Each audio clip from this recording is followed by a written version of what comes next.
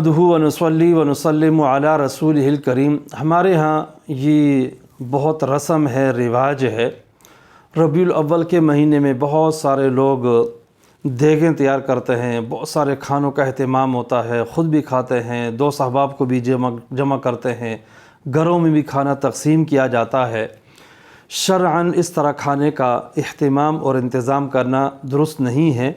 ایک تو اس وجہ سے کہ اس میں مہینے کی اور وقت کی اور تاریخ کی تخصیص ہو رہی ہوتی ہے، حالانکہ کوئی بھی نفلی صدقہ ہو اس میں کسی وقت کی تخصیص نہیں ہو سکتی، شرعاً ایسا کرنا منع ہے۔ اور یہ وجہ بھی ہے کہ بہت سارے لوگ یہ سمجھتے ہیں کہ ہم اس مہینے میں یا 12 ربیع الاول کو کھانا دیں گے تو آپ صلی اللہ علیہ وسلم تک اس کا ایصال ثواب ہو جائے گا، اور آپ ہمارے لیے دعا کریں گے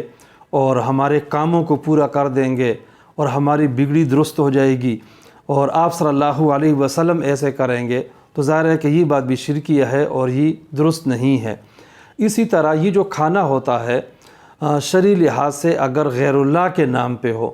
تو یقیناً وہ بالکل حرام ہو جائے گا، اس کا کھانا کسی کے لیے بھی جائز نہیں ہے۔